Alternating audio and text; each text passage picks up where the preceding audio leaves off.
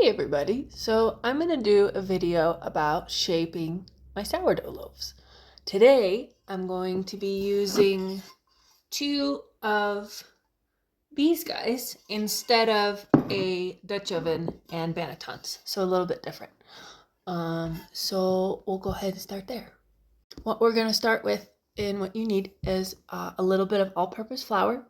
Whatever you're putting your stuff into, you don't need to prep this in any way. And then your bulk fermented dough. So this is what I have going today. I also have a plastic dough scraper. It's nice and flexible to get around corners. So we're gonna start by getting this out of the bowl. It's always a super fun time because it's really sticky. And then I just kind of go like that. And it ploops out. There we go. Pretty clean bowl. That's all done. So what you're going to want to do is kind of divide this into half. I kind of stretch and fold it to get it into a good shape, and then kind of make it into a log, because when it's in a circle I can't really see where I'm cutting. So get that in frame here. So that looks good, and we've got some really good gluten formation too. So I'm just going to estimate. You can measure this if you want, but I mean, I'm not that anal retentive, it doesn't matter. So those are my two loaves. Now this forming is going to be a little bit different, so I'm just going to plop this on the lid of my container to keep it out of the way. These are going to be a little bit of a different fold than if I were to be doing a banneton with Dutch ovens. But we're just going to get this kind of some surface tension going by scraping it along the counter. And this forces that rolled edge that you're pushing towards, see, to go against the countertop with some friction. So depending on how wet your dough is, you may or may not need flour. I do not need flour today. This is actually a really good consistency for me. But if you feel like it's too wet or you just can't manage it, add a little bit of flour, but not very much. And so you can see how nice and glossy that's become. So that's created a lot of gluten in the crust, which makes a nice crunchy thick crust, which everybody likes. Well, not everybody likes, but I like, and it's my bread. So now what we're going to do is we're going to get our pan in front of us. And that's the width of the pan, and you want to kind of get it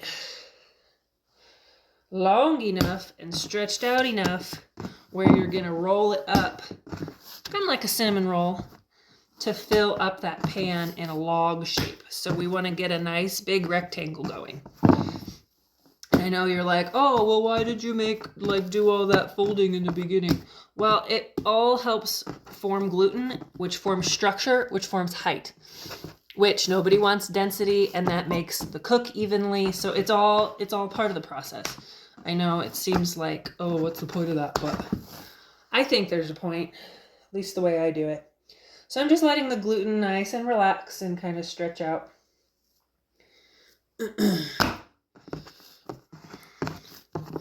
Okay, so I'm kind of comparing to my loaf pan over here, and I'm going to pick a side to roll up. I'm going to pick the ugliest side to go in the middle. So I'm just going to kind of roll her up, kind of stretching as I go.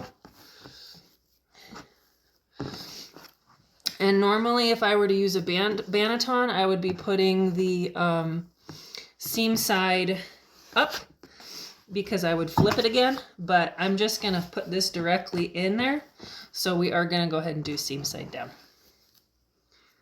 Just like that. And there she goes. And I just kind of get it off of the sides because that will help with the rise. It'll kind of fill up the pan as it rises a little bit, but that's what she looks like. So you just kind of want to see it already wiggled back down. There we go. And then we do it again. For just the sake of it. I know everybody wants it.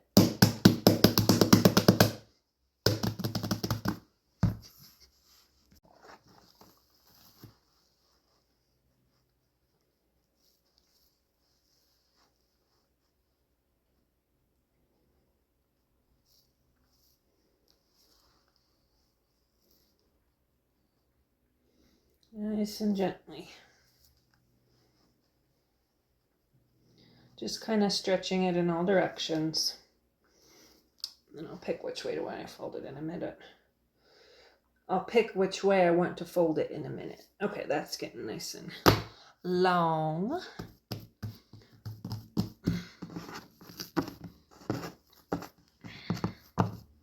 Okay, I need to stretch that back up this way. Oh gosh, this is getting out of control. Okay, that's what we do with sourdough. We get out of control. All right, so I'm gonna use this pan now. A little bit different sizing and a little bit wider. So I take that into consideration, and I'm just gonna start rolling again and kind of making that surface tension as I pick up for the next thing. I'm gonna try with my scraper and see if that's easier and a little bit less messy. Yeah, that's good. Whatever works for you, whatever you're feeling. I know the sensory stuff is like a lot sometimes, like, but you just gotta be okay with getting a little messy. All right. Leave that right there. And my seam is down, and I'm just going to pick her up with gumption and plop her in. And I kind of tuck the bottoms under. Oh gosh. Yeah, it's fine. It's fine. It's going to be fine. It's going to be delicious. It's bread. It's fresh bread. It's going to be great. Okay, here's number 2. And that'll fill up as it rises. And there's number 1. So what you want to do is cover this. And for my recipe, I leave it out from 1 to 3 hours until it's nice and poofy and jiggly. And I preheat my oven in that time as well. Wish my babies luck. I just have a tea towel today, but if I were to use my bannetons, they come with little covers. So you could just pop them on. They're like a hairnet. It's actually pretty clever. I'm just going to cover this with my tea towel today to keep the breeze off of it. And if you're in a colder house, a heating pad under that would work, or on top of the fridge where it's a little bit warmer. Some people have like a proofing oven.